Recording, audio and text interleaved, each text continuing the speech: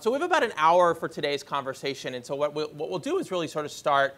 I've got a series of some questions that our team has prepared to sort of to really drive the narrative in the conversation today.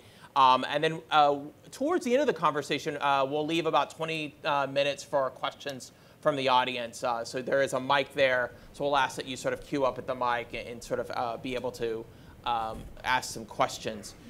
So as we all know, as companies like Lyft and Uber are all piloting self-driving programs in companies like in cities like Pittsburgh and San Francisco and elsewhere, cities are starting to embrace the impact for this technology. And as we all know, while this technology has an opportunity to transform our cities to make them more sustainable, more economically productive, they also have pose some threats to cities as well. The potential to decrease transit revenue and maybe potentially to increase the divides between low-income and affluent residents, this idea of income inequality, which has been a focus of the Urban Lab for many of our events. So the technology largely depends on our public officials, our private sector, our real estate community to come together and have a conversation about how we can work together to prioritize these concerns. So for this morning, we've got a terrific panel. I'm pleased to be joined by Evan Cohen, Jack Robbins, and Eric Rothman for today's conversation. And so just to give you a sense of their background, Evan is the regional director for Lyft, where he helps and builds to manage the company's East Coast operations. Before that, he was the chief operating officer at Foursquare, where he oversaw the company's growth to more than 175 employees and over 150 million users. And prior to that, Eric was the SVP for strategy and operations at a social networking site called Bebo, which was later purchased by AOL. So Evan, thank you for joining us. In our center here, we have Jack Robbins, who is a principal at FX FAL, who's also an adjunct faculty member at the Schack Institute of Real Estate. So it's great to have a faculty member joining us for today's conversation as well. As an incompetent architect and urban designer, Jack oversees the firm's projects and lends his expertise into the urban infrastructure. Recently, Jack oversaw the design expertise for a project called Public Square, which was a project aimed at reclaiming the pedestrian space in New York City. The project won the Driverless Future Challenge, which was a great competition of different firms and the city of New York. We're going to see and learn more about that as we go through today's conversation. Our final panelist is Eric Rothman, who's the president of H&R Advisors, where he leads the firm's expertise in creating transit-oriented development strategies. He's got more than 20 years of experience in this arena. He's developed projects like Philadelphia's 30th Street Union Station in Washington, D.C., Moynihan Station in New York City. And prior to that, he was the head of business planning for the Transport for London, where he saw an investment of $7.1 billion in annual funding in terms of the transportation network. So Eric, welcome, and thank you for joining us. So Eric, let's start with you. Sure. Earlier this month, Governor Cuomo announced that GM and Cruise Automation have applied to begin testing driverless vehicles in Lower Manhattan. What do you think cities like New York can do to prepare for this?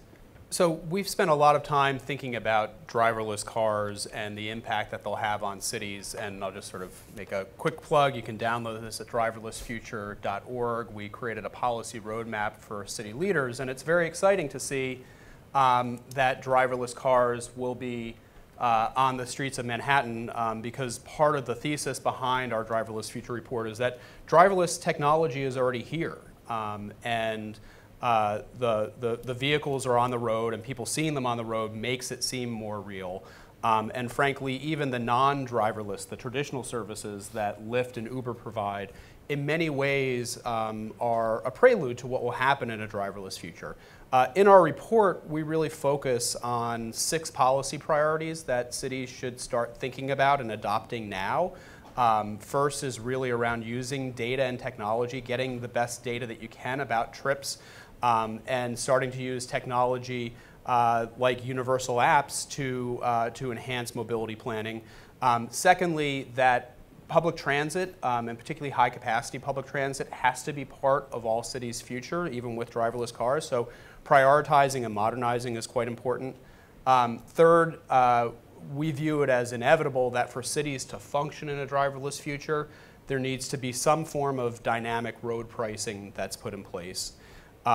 Fourth, the trends that we're seeing today around where the types of environment that people want to live in, that are car light, mixed use, walkable, are going to continue even with a driverless future. Fifth, parking is going to be one of the major opportunities no matter what direction driverless cars go, whether it's primarily shared driverless cars or personally owned driverless cars. The types of parking facilities that we have can be reduced and can change very significantly, so we should plan for adapting the parking that exists today and the type of parking that's going to need to exist or be developed over the next, say, 10 to 20 years as driverless cars come online. And last, that issue of equity and mobility is a key component to equity.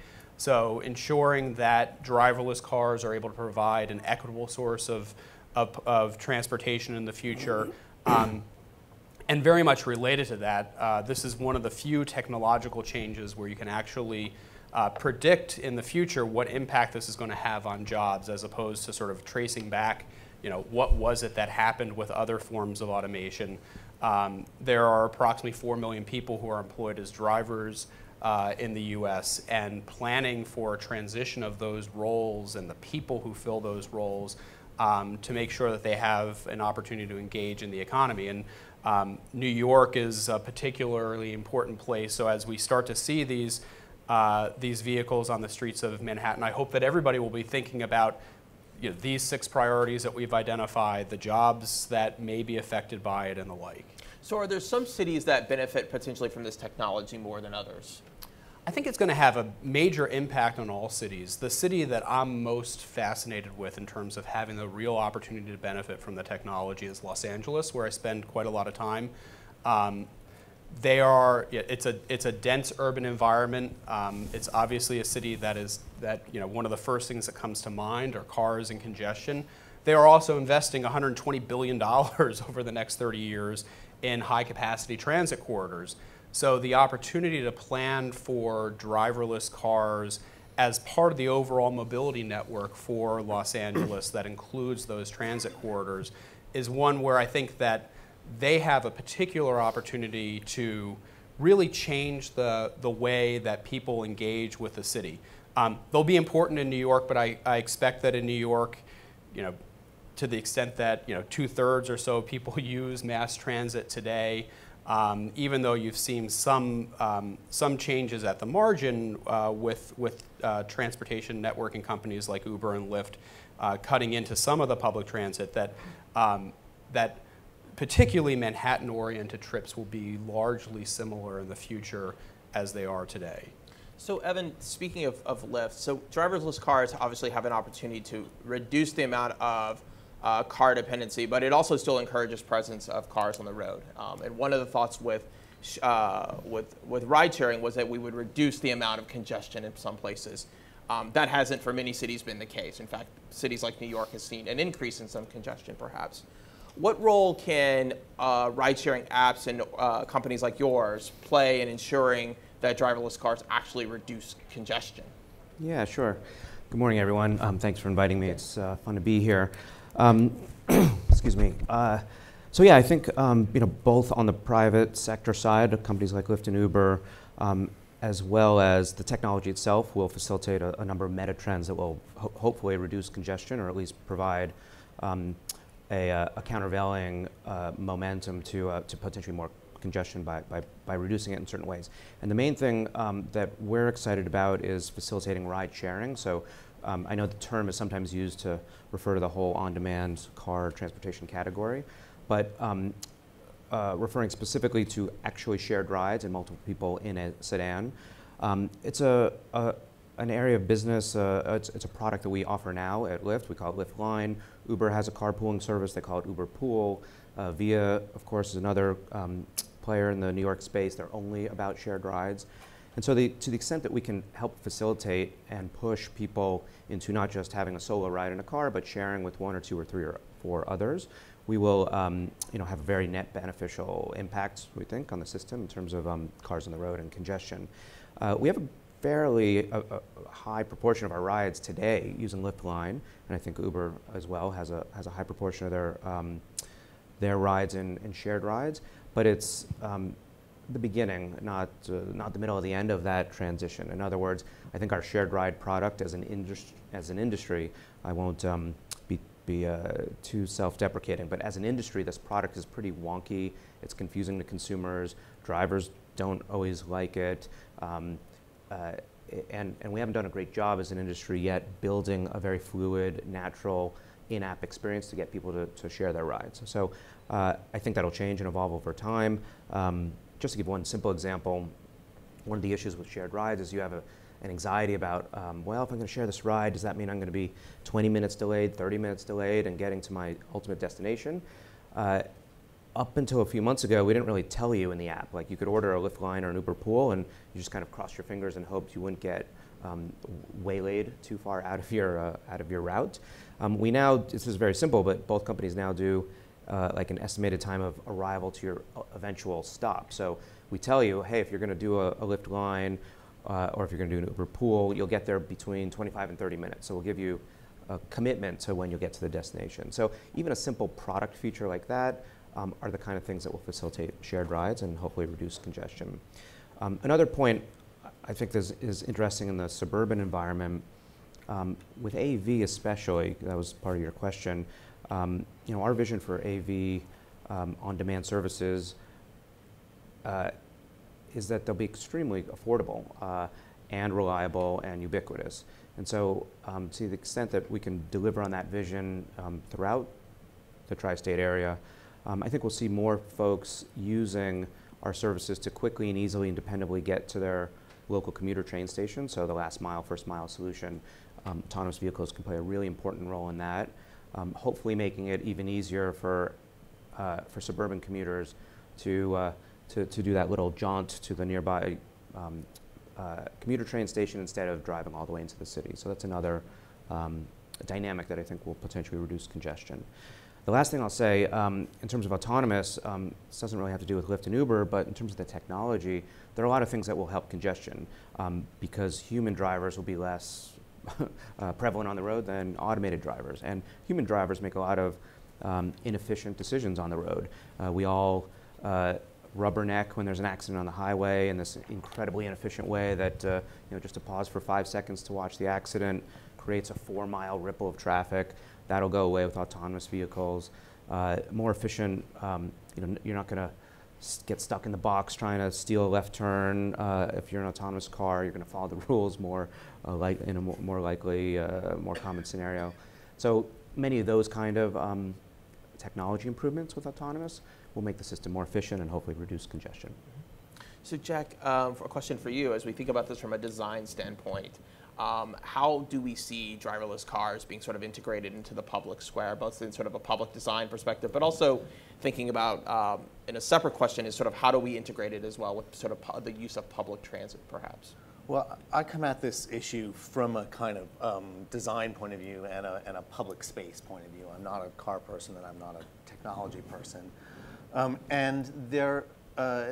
The problem right now is that there are lots of different changes. It's not just autonomous vehicles, it's rideshare, it's app connected. There are all of these different factors, and no one really knows how this is going to play out. And if you read about this, you'll find predictions all over the place, from there being more cars to less cars to fewer cars but more vehicle miles traveled. It's kind of all over the place. But I think that by taking a kind of public space and public interest perspective to look at how these trends might affect our streets, how they affect public transit, really in a way helps to sort of cut through some of that confusion about where things are going.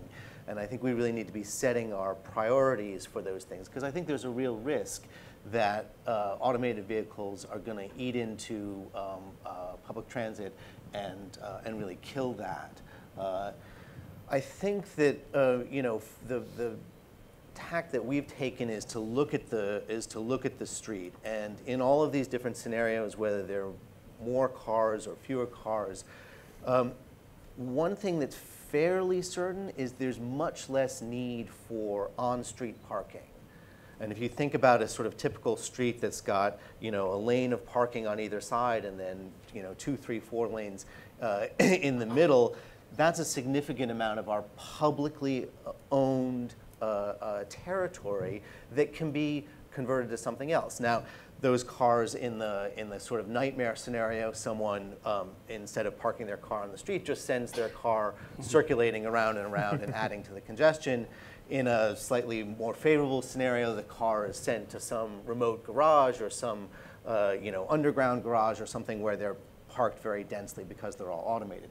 But in any case, we've got that street parking area to play with, and I think the potential for that as public space or transit routes or some other public good is really tremendous, and that's kind of what we should be thinking about. Mm-hmm. So how do we get cities to start thinking about the future of what that public space looks like? I think it's trying to set a clear set of priorities. What are the things that we need to be thinking about? My own sense is that there are really 5 things that cities ought to be thinking of. First of all is just change, planning for change in some way.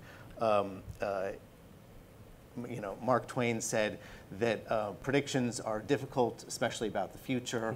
I think that's really the attitude that we have to take. There's going to be a period of experimentation where cities are going to have to be much more flexible. So we ought to plan for that change. The second is an attention to public space and the prioritizing, enhancing that public space. Whatever we think those enhancements might be needs to be a priority. The third is sustainability. So there was an RPA report recently that said that there are over 24 square miles of parking space on the street in New York City. That means that if you take just 5% of that 24 square miles, that's an area the size of Central Park. The potential in that for making a tremendous positive impact in New York City in terms of stormwater, in terms of heat island effect, it's huge by just changing a very small portion of that. The third, I think, which was a kind of core of your question, is about shared resources and sort of what I think that includes both vehicles in terms of doing ride share and pooling.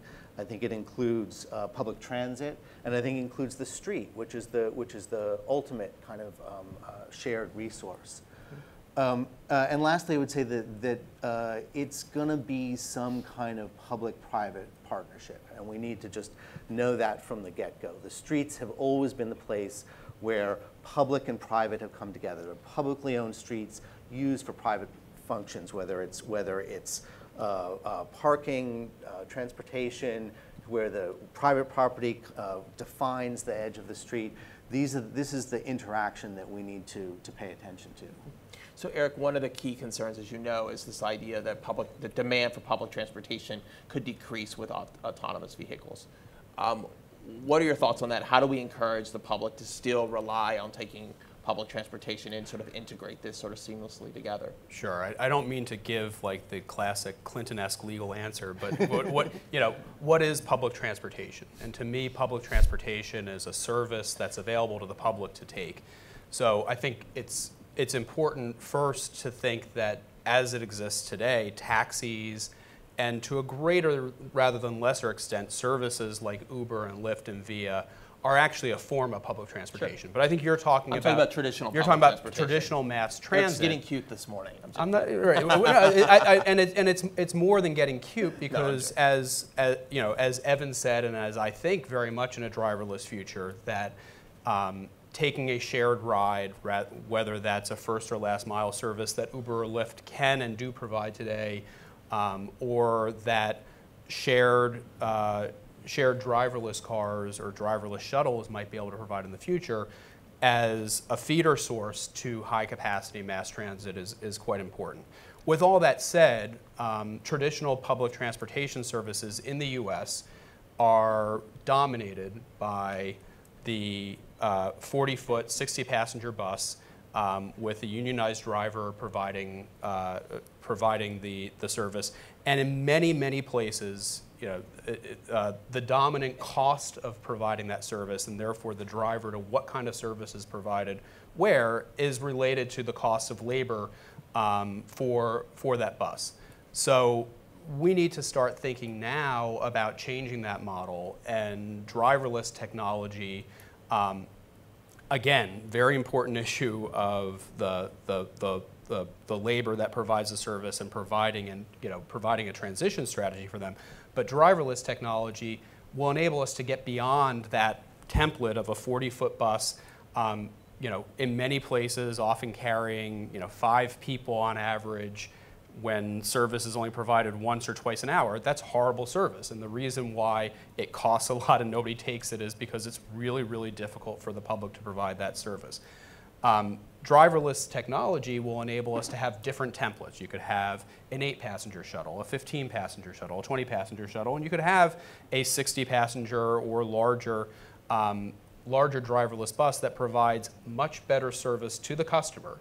And we really need to think about what is the service that the customer wants. My guess is that if you took that prototypical route that I was talking about that has 5 people on it on a 60-passenger bus, and probably is a large portion of the operating subsidy that cities, not just New York, but cities like Pittsburgh and other places, feed into the cost of their public transit network, and you replace that with a different kind of vehicle that is able to provide a 10-minute headway, perhaps a flexible route, you'll actually get a much larger uptake of that service, and potentially not just at a lower cost to the public in terms of the subsidy, but potentially at a lower cost to the customer that's taking it. So I think that the opportunity, there's opportunity now, and with driverless technology, there'll be very, very significant opportunity for traditional public transit agencies to reinvent themselves,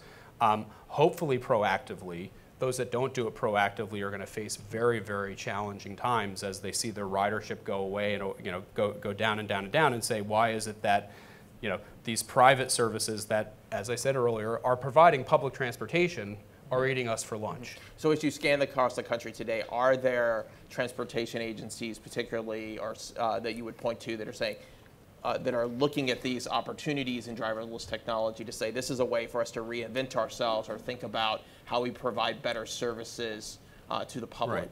Right. The one that I'm most familiar with is the Los Angeles County MTA, or LA Metro. They've been thinking about this, and they've put a competitive solicitation on the street to pilot what they're calling micro-transit services. It's a little unclear to me whether Lyft and Uber are eligible to apply for it, because I don't think they want the services to be Lyft and Uber, but they're really thinking about this first and last mile issue. I'm not sure whether driverless will have an opportunity to go there, but they have got a group very much thinking about what changes might come about, and they're trying to engage now in controlling that space for first and last mile services around the rail and bus rapid transit network, as well as providing services in smaller areas. So it's called the Microtransit Pilot Project, and I think that will be one of the most exciting opportunities for other agencies to learn from.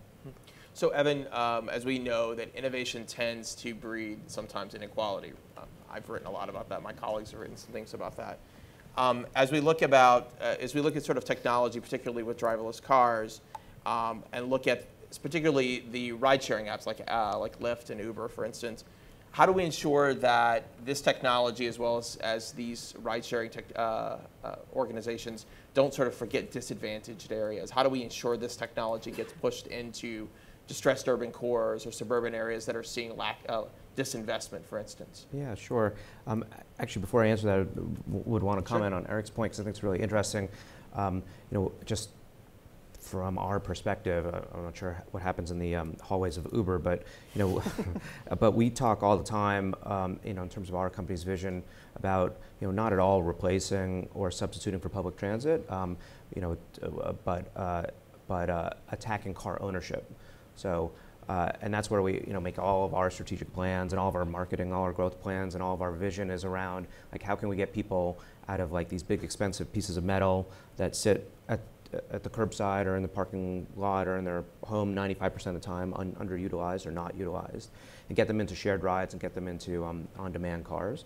So, and for us, that's going to be decades of growth. If we, to the extent that that's plenty to fuel the success of our company, if we can continue to provide a more economical service to car ownership. So I say that just by way of like respect and hat tip to the public transit system, where I think the long-term vision is that that on-demand and AV vehicles will work in conjunction with our public transit systems. As it relates to your question, AV and economic inequality, I think there's a lot to be excited about. Right now, as we all know, every city is speckled with transit deserts, low-income neighborhoods that are not near any kind of public transit trunk. One of the things that already has happened with on-demand cars is that we are able to provide convenient and increasingly affordable service to these areas that are not part of the main subway or bus route system. That's already happening in New York City. It's happening in every city. AV will bring a step change to that dynamic. AV cars will be much cheaper than what we have today. They'll be probably more reliable.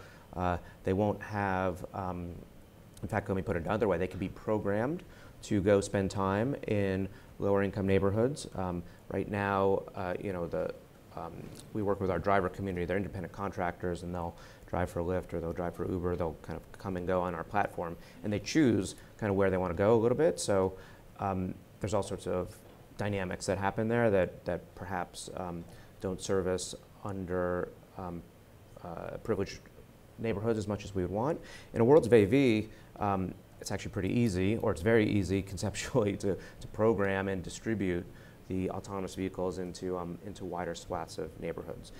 And again, to a point I just made earlier, they're going to be much less expensive than they are now, and it's going to be economically viable to service these communities. One other dynamic that happens, when there is a Lyft or Uber ride to a isolated neighborhood, I don't know, out to Brownsville, the dynamic is often like the driver will do the drop off and then like immediately come back to downtown Brooklyn or Manhattan because of their bias to try and fill the car and go back to the denser neighborhoods. We can program an AV to kind of hover in Brownsville for 15 minutes, empty until it gets another ride. So there's ways in which the technology hopefully will actually facilitate more equal distribution of transport access. Okay. So can I ask? So what's the mechanism to guarantee that would happen, that you would program it? Because presumably for the same reason that the driver today goes to those other neighborhoods, the algorithm would want to go where it's going to make more money into those other neighborhoods. If you say that you are targeting private car ownership, that inherently says, oh, the people who don't own cars are not who you're targeting service. So what's the mechanism to make sure that this kind of social good that you're talking about actually happens, rather than as would be natural and to sort of chase the money? I think part of the answer is that right now we're in a world where demand generally outstrips supply as it relates to ride sharing. It's a little complicated. It's quite complicated because it depends on time of day and geography, but typically you have like these big, typically supply is scarce. In a world of because it's hard to become a driver, there's a limited pool of drivers who are doing driving as a profession. I think in a world of AV, it will be much easier to scale fleets And big companies will have huge fleets that will meet the demand that's out across the city. And so, so I think that's part of it. Or another way to answer the question is, like, I do think there's a sustainable business in Brownsville to have X number of cars just there all the time, providing like small 1 mile ride type of rides. And hopefully we'll get to that world if we have enough cars on the road, enough AVs on the road. So Jack, I want to go back to the question about public space. Yeah. Particularly talk a little bit about your project that won the award.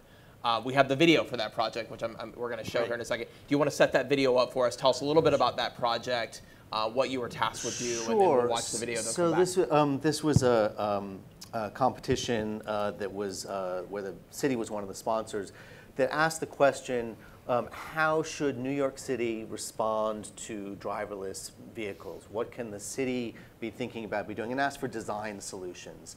It was wide open. The design could be anything from, from an app to a new way to park cars. It was very open-ended. And my firm got interested in this because the question of driverless vehicles is just beginning to sort of make its way into our work. We're just starting to have those conversations. If we're doing long-term planning projects, we start to ask the question, well, if we're planning for 20 years in the future, how much parking do we need to build into a master plan?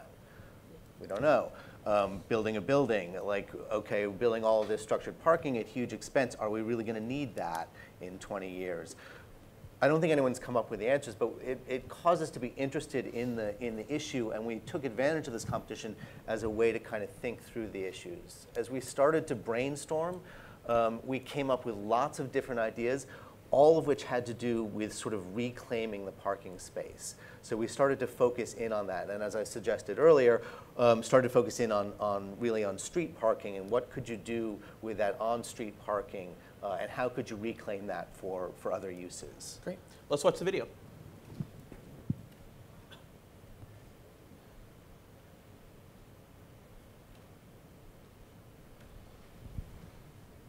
Someone. Oh, Jessica's going to make it happen for us.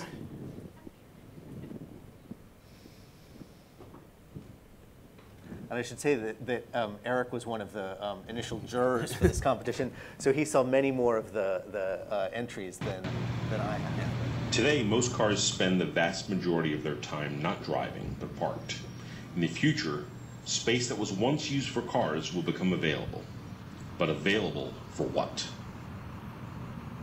What if we could reclaim that space for pedestrians? What if we could do that incrementally, one space at a time? Public squares are flexible, deployable, and unitized. Each square contains the infrastructure for power, water, Wi-Fi, and even smart street technology. So what would you want to see on your street? A bike stand. A place to relax. A place to get food. A place to play. A place to meet friends. More green space. A garden. A restroom. More sidewalk space. Public squares' different units link together to create an endless variety of spaces and programs. They provide the basic framework with interlocking plug-and-play connections to let cities and communities remake their streets. Public square allows the street to change as the city changes. Reclaiming parking space has been successful in cities across the country, but those have been mostly small-scale, local, and temporary. Public Square can scale that success by using a customizable, modular system that grows to create city-sized transformations. A system of simple parts that becomes so much more than its parts. As we move towards a driverless future, we want to make our city greener, more walkable, more bikeable, to create a network of new public spaces. With Public Square, we can transform our city, one small square at a time. Public Square makes for easy installation, expanded bike share, well-placed loading areas, handy utility access, convenient drop-off, integrated lighting, enhanced street life, embedded communication infrastructure, retail opportunities,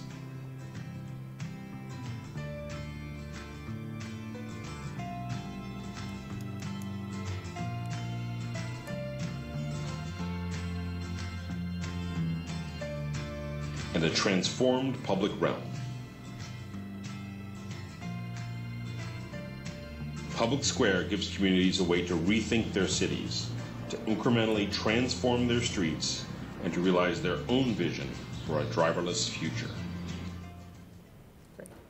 So Jack, with your project, as you look to sort of cities and you start to think about how you implement these ideas in master planning, are there 3 or 4, maybe it's 2 or 3 key design principles that you would say that cities need to be thinking about as we sort of think about how to not only incorporate this space, this technology into our cities, but also how we reclaim this space? Well, I think that that it's a huge opportunity for cities because they control the streets. They don't control the companies. They can create regulation that controls the companies, but the streets are theirs. And so the ability to really take ownership and take leadership in that, I think, is key. I think some of the points that I mentioned earlier, just being flexible. There's going to need to be experimentation, thinking about the public realm and how that can be used for pedestrians. I think that New York City, because there's such a demand for public space, because our sidewalks are so crowded, the opportunity to capitalize on that is probably greater than in the suburbs. And I think we may see with driverless vehicles a real division between denser cities and less dense suburbs in how they respond. Sustainability, as I mentioned, is a key one, and making public transit, making sure that still gets served. And I think that the public square is sort of one idea for actual public pedestrian space, but that street parking lane could be used as a transit route, or as an express bus route as well, if that were used for an automated express shared transit system. That could really help lots of cities as well. So with a room sort of full of folks that are interested in real estate, particularly a lot of our students, yeah. What are the implications for the real estate community? We've talked a lot about the city in terms of public design, in terms of the way that we think about services. As we think about this technology for the broader real estate or development community, any of you guys, what do you see as the opportunities? I mean, and the challenges, and if I could just say, as Jack mentioned right before the video came on, I served as a juror for this and was particularly taken with this proposal, and that I think the finalists are still online. Yep. At the Driverless Future competition. There were lots of ideas, many of which were sort of assuming that driverless vehicles were here and ubiquitous already. And the public square proposal, which I didn't know was Jack's, it was sort of a blind jury, its brilliance was in incrementalism.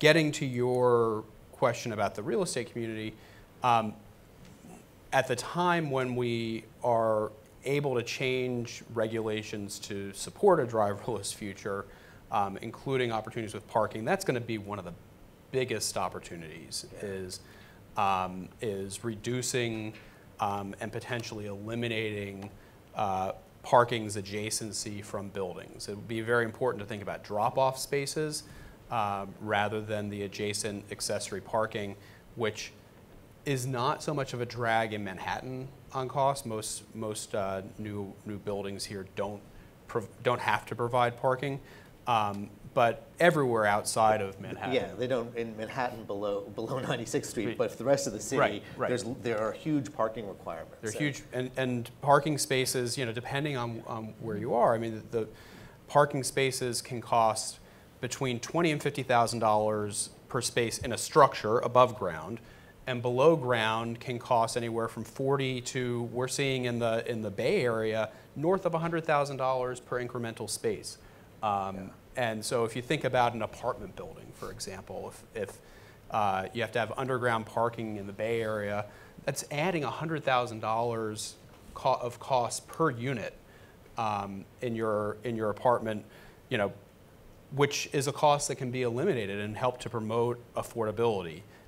It can make development feasible where it's not feasible today or where it's only feasible with subsidy. So there's a real long-term opportunity to redevelop spaces that are really people-oriented, whereas much of the development and design world right now, while people are very much in the frame, the first cost that you need to accommodate is parking and circulation and the vehicles. Right. In architecture, we like to say form follows parking. Yes. And I think that another thing to think about is we're going to have to start thinking about buildings you're designing today. What are you going to do with those parking spaces if they're not needed in the future? How do we convert parking that exists today, not just on the street, as this suggests, but in parking garages? You may not need those. What can you do with that space? I think the regulation is going to have to be much more flexible and much more nimble. In some ways, that can be the hardest thing to change. The technology changes quickly, and the regulation, because we still have parking rules and parking requirements that are, in my opinion, decades out of date already. Mm-hmm. So let's talk a little bit about the economic development challenges this presents. Right, new technology disrupts, potentially displacing folks out of potential positions and jobs. Lyft, for instance, provides an opportunity for folks to have a job, to create economic opportunity for themselves. If we move to an autonomous vehicle future that is eliminating those types of service and transportation jobs, how do we provide opportunity? What are your thoughts on the implications for that? Has Lyft given some thought to that? Yeah, certainly. Because indeed, we have hundreds of thousands of drivers who enjoy economic opportunity on our platform, and yeah, there's a big public policy question about what happens with autonomous in the future. Our point of view is that the need for human drivers is never going to go away entirely. There's always going to be certain types of customers who need and want a human driver even 10, 20 years from now. For perhaps assistance in and out of the car for elderly passengers or disabled. There's a whole vision around perhaps there's a role in the car to host or mediate within the 7-person passenger van, or there's all sorts of new roles that may emerge, or the continuation of the existing driver roles. And even if the proportion of our rides and Uber's rides, today it's 100% human-driven cars, right? Even if that goes down, the size of our overall ride volume each week and each month and each year is likely, of course we hope, we have a strong point of view, we expect and hope, to grow so much that the actual net number of jobs for drivers, we don't think will go down. Like we always say that there'll never be a need in the industry for less drivers than we have today, because again, even as our proportion of human drivers goes down, at the moment only 0.5% of all rides are through ride-sharing apps, and if our vision comes true, where more and more car owners will see Lyft and Uber and other of our competitors as viable alternatives to car ownership, we expect and hope that 5, 10, 20, 50% of car ownership over time will evaporate, and all that demand will come to services like ours. So in that world, there'll actually be the same or more roles for folks. So that's one perspective. Mm-hmm. I think in other sectors, it's less.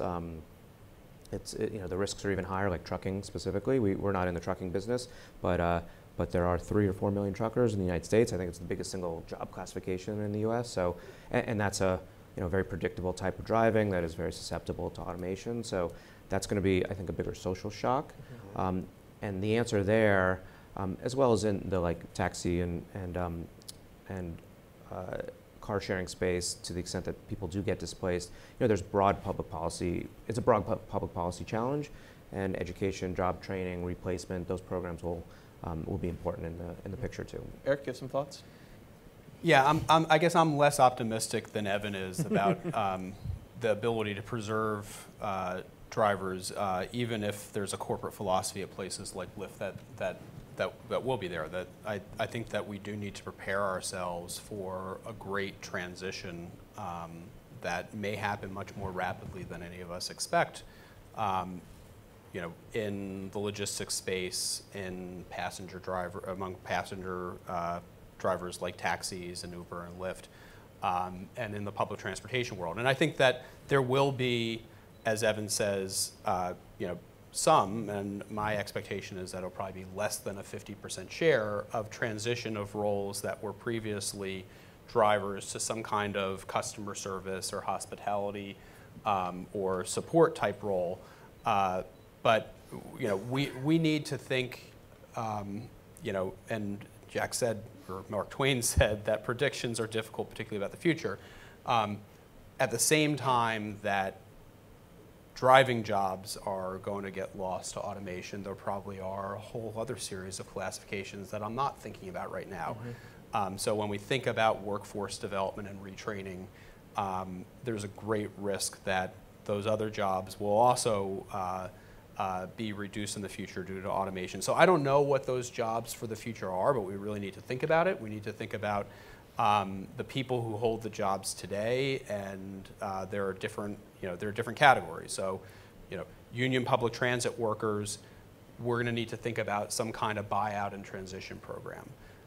For non-unionized independent workers, whether it's for Uber, Lyft, truck drivers, and the like, we need to think about, is there a way that we can start to create a fund today, that their employers or contractors or whatever you might want to call it need to contribute a certain amount each year to help to support the transitions. That way there's something there for these people in the future, both financially and in terms of training. I think that it's going to be a very significant change. I'm not yet at the point that a lot of people who think about driverless cars immediately get to the point of universal basic income.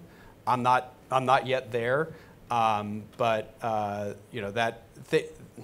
every solution needs to be on the table right now. We need people, particularly those who think about human capital development, to be really focused on this issue today. Just to underscore Eric's point, historically we do a bad job of supporting people whose lives are affected by big changes in technology and whose jobs evaporate.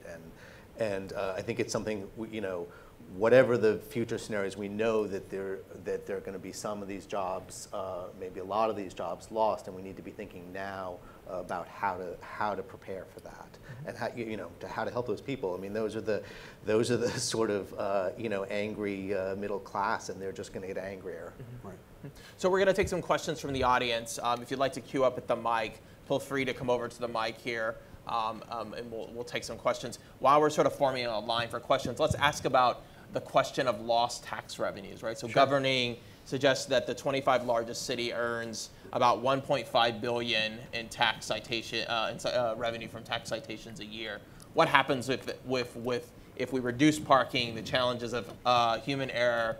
That is a large right. Revenue loss. Thoughts on that? Yeah, absolutely. And I think first, I'll get back to that in a moment.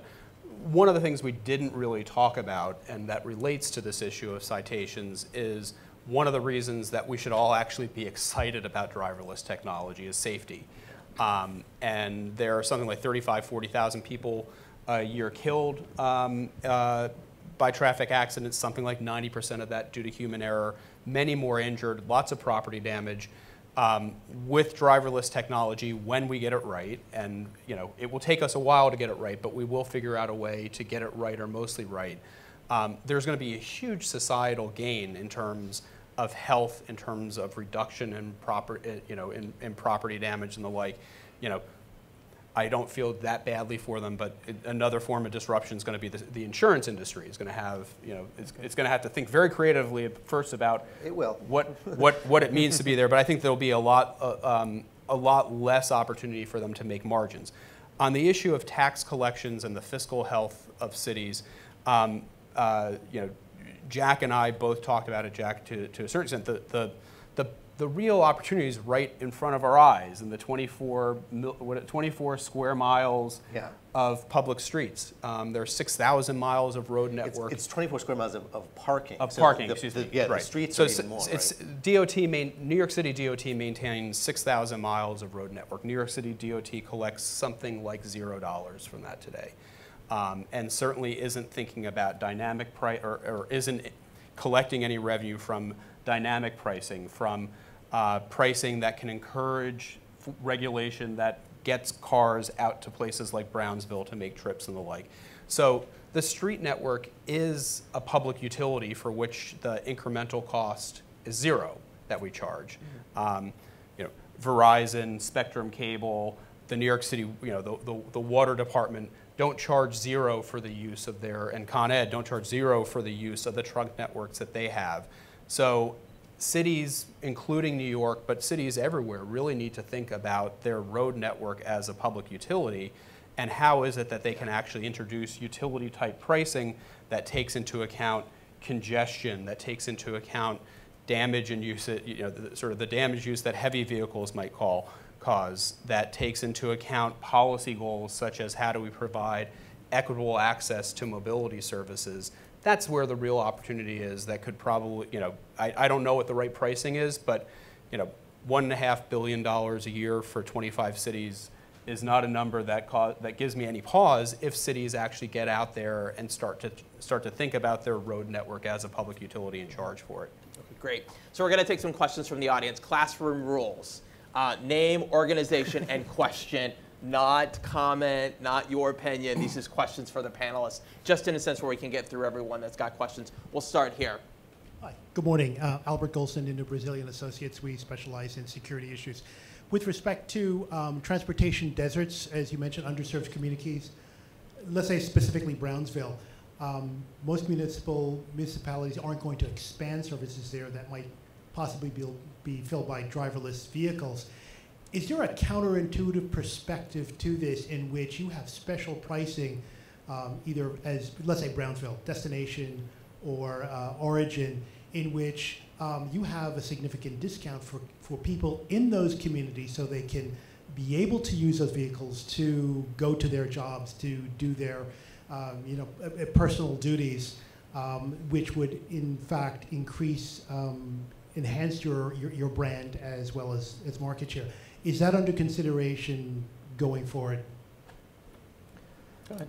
I'll address that. It's, in a future, it's not under active discussion, but I think that those are very interesting ideas to provide economic incentives and empowerment to dislocated communities to use many forms of transport, maybe even including rideshare. And I can think of a couple of interesting things that might indeed facilitate that. Ability, and I'm really just speculating, I'm not revealing like Lyft strategies or anything that we're negotiating with the city, but like imagine a day where you could use your MTA card, which has its own set of incentives around it for on a Lyft or an Uber. Commuter benefits, which is tax-driven incentives to get people to help people with commutes. Right now are triggered when you take a six-seater, when you're in a six-seater car or larger.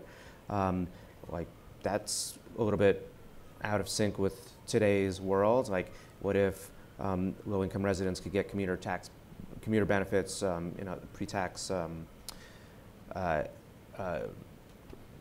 incentives if they were to take shared rides in four-seat sedans. So I think there's a lot of tools at government's disposal to help incentivize those kind of things. So Evan and I were talking a little bit before the session about the way that this could unlock a sort of development potential in those outer areas that are the transit deserts. The real estate values there are very low now because they don't have transit access. But suddenly, if you have a solution to that, the value there is tremendously increased, and the potential to develop those sort of outer reaches goes up. I like to think in sort of architectural history, at the point that elevators are invented, suddenly the upper floors of buildings that were the least valuable became the most valuable. And this view here, if we all had to walk up 10 floors to get here, might not be worth so much. I think the same thing is true in a sort of horizontal way for the ability to serve those currently underserved areas. Okay, great. Thank you for your question. Yes. Thanks. Scott Kolber with Roadified Transit. We're a data platform for mobility information. My question is about bike share. You've talked about driverless vehicles in the context of an overall transit network, but we haven't heard a lot about bike share.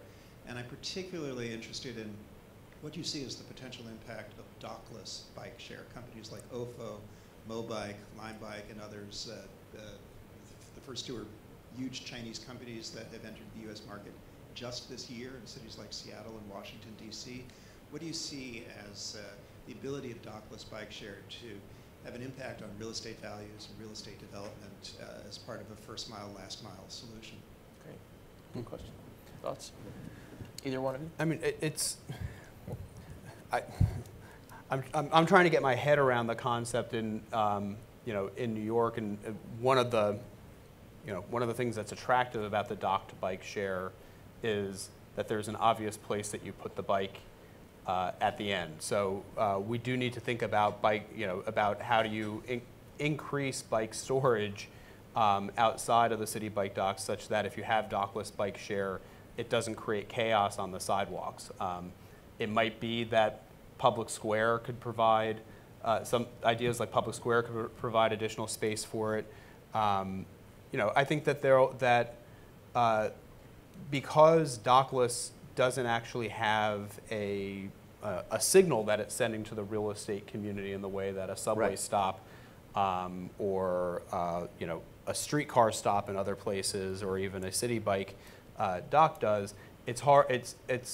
I don't think that it'll have a profound impact on real estate value, but I think it's an interesting concept that we need to think about innovative ways to design the city to accommodate it.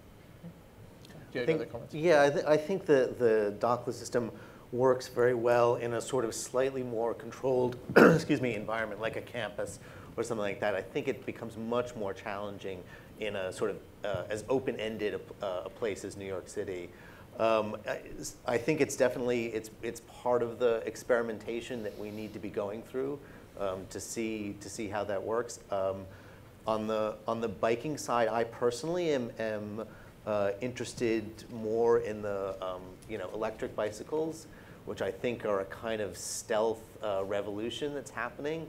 I bike home from work every day, and I get passed regularly by all of these people, many of them delivery people on electric bicycles. And I think that that's gonna, when you can take a bike to work without pedaling, I think that's gonna really transform how people use those options. Great.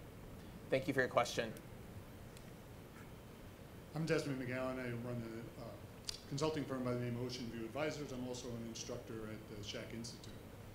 We've been having in our organization a little bit of a running debate. I'd like your comments on this about what happens while this is unfolding.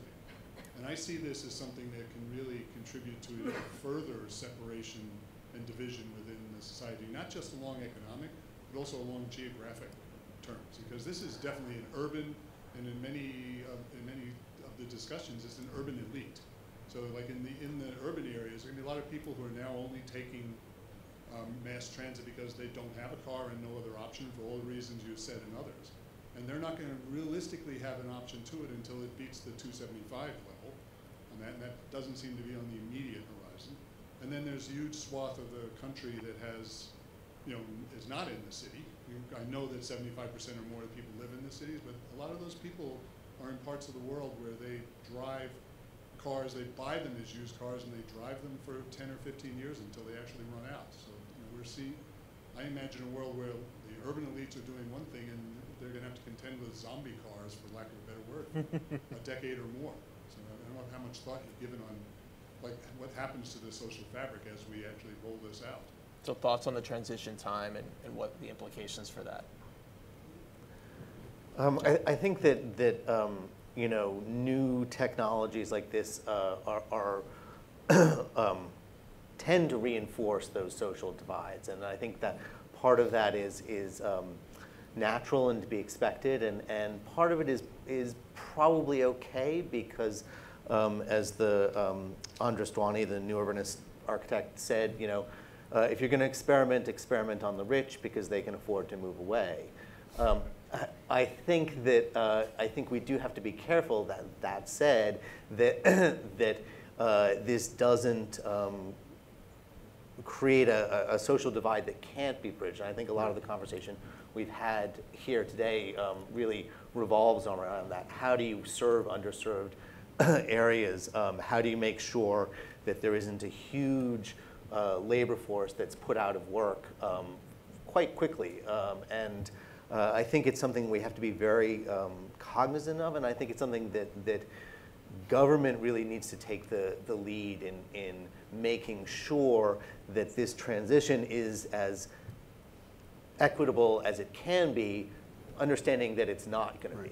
Well, if I might follow on yeah. this imagination, what for these underserved areas, as an example, what would you imagine would be the time frame that would be a realistic option for those people? Is it 5 years, 7 years, or is it 10 or more? As I'm afraid of. Saying underserved areas with driverless cars. Use an example that was on the stage of, say, Brownsville or something. Yeah.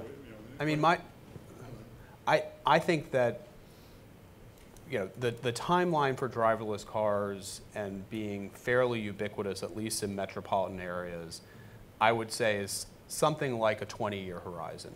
Right. But I'd give my over/under 10 years on that, frankly.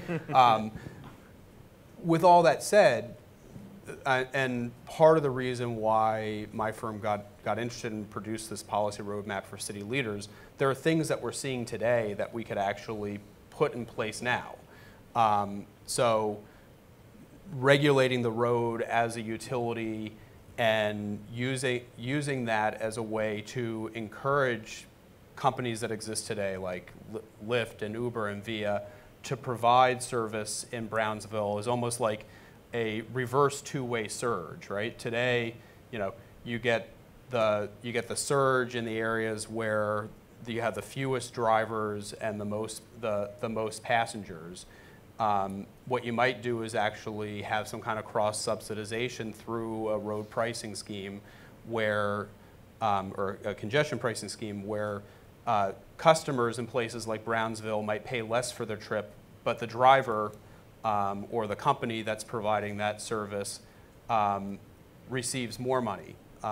And they get that because customers are paying more for a trip on the Upper East Side, and the company is getting paid less money for that. So I think that there are some opportunities today, and this is why things like the Los Angeles microtransit piloting is particularly important, and we should be thinking about that in New York, where you can actually start to provide, without autonomous vehicles, can start to provide the service that you want to see in transit deserts today through existing technologies.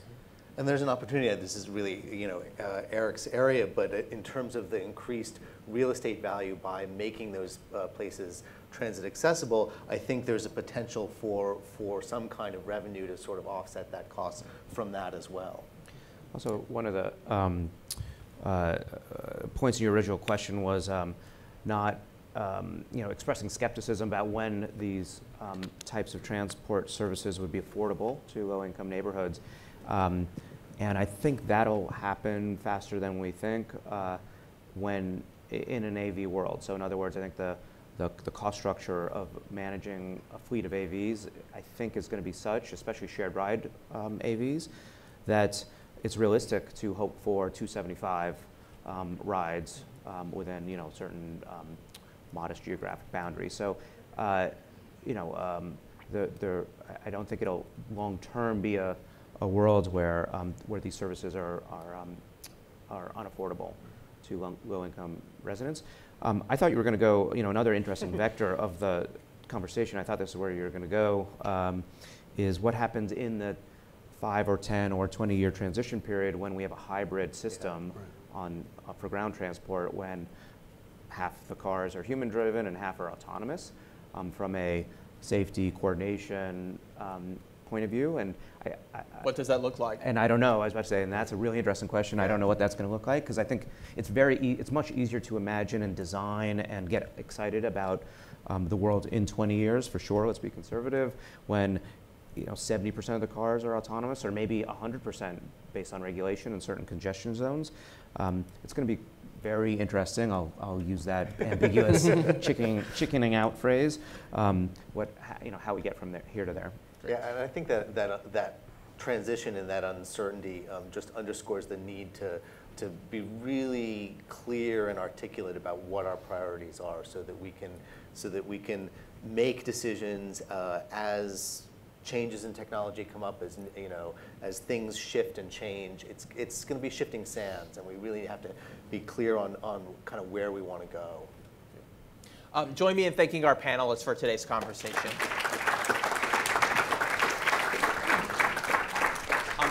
As Dean Shannon mentioned, we do have one last Urban Lab event this fall semester. It will be on December 7th. We're going to be looking at the role of modular housing as it relates to affordable housing. So it should be a very interesting conversation.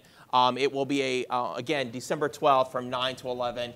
We'll be sending out some more information about that. Thank you all for joining us for today's conversation. Our panelists will remain up here if you have any other additional questions. Have a great afternoon.